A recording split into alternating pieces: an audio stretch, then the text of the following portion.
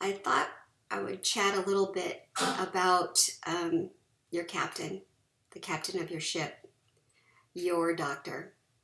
I have, in my case, I've been really, really fortunate right out of the gate. I got an excellent doctor, and she and I shared a lot of beliefs, I guess, and I didn't even realize it. Whereas I don't want anybody telling me what statistically happens. I believe that God is the one that decides when you live and you die. I have a friend who said that she believes it's a pre-appointed time. That does not give me comfort, but some people it might give comfort to. It does to her. With myself, always have been kind of someone who wants to push the boundaries on that sort of thing, and I know that's because of my faith. Because I think that miracles still happen in this world, and I think each one of you probably has heard at least one story, and probably more than that, of somebody overcoming cancer that that everyone thought was, had a very bad prognosis. And I think we tend to focus on the people that don't overcome those, and we can chat about that a little bit because I've had several friends and family members just within probably a 2 year span that did not. Um, but on your captain, I think it's extremely important that you connect with that doctor.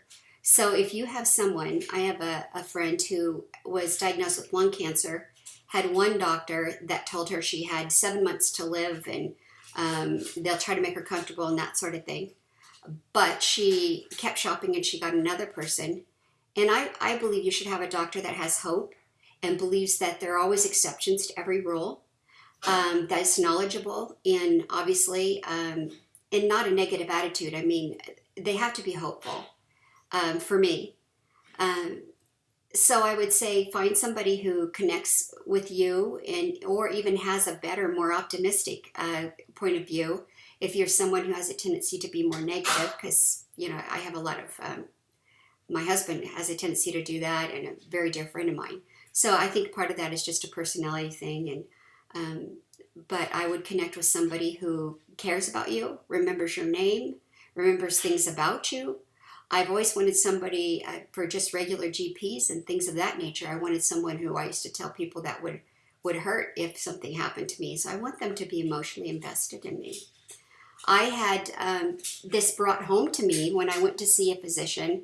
My initial doctor went to be a prof at a college here and teach other doctors, which I think is wonderful. Although I miss her as my physician, she did make a recommendation when I questioned her on who I might move to. Well, interim, I went to see another physician, and this is probably at my 2.5 year mark, or I guess it would have been 3 year mark, past my 3 year mark, which I guess is, I guess what I've deduced, it might be the life expectancy for my level of disease and what I had. Anyway, shortly past 3 years, I go in to see him because he has to check on me, and as you know, and sign off on my orders for my chemo and all sorts of things.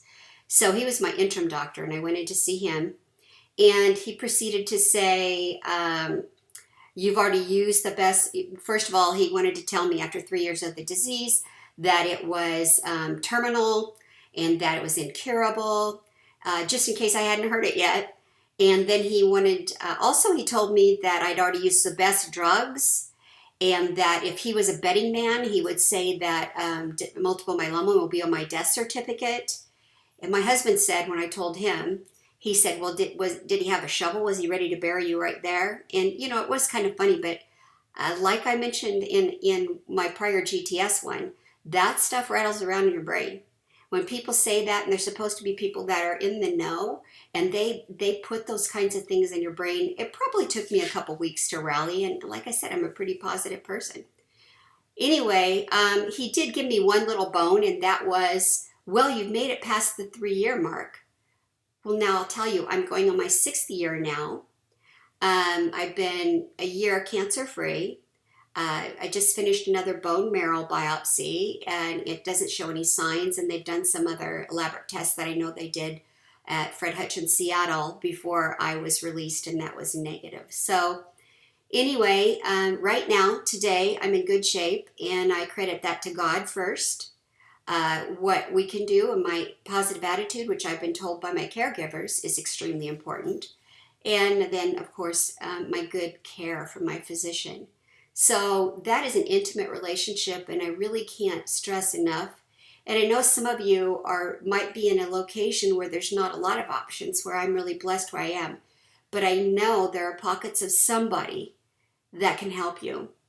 It might not look the way that you think it will look with an oncologist or something there, but I know there's help for you somewhere. And it may be a situation where you have to travel, but be your advocate for yourself. And if this is a loved one that is watching this, then you be an advocate for them. Um, don't let the shock and despair of this disease take hold and shut down your ability to make logical and good decisions. So thanks for tuning in, and we'll talk soon. Thank you.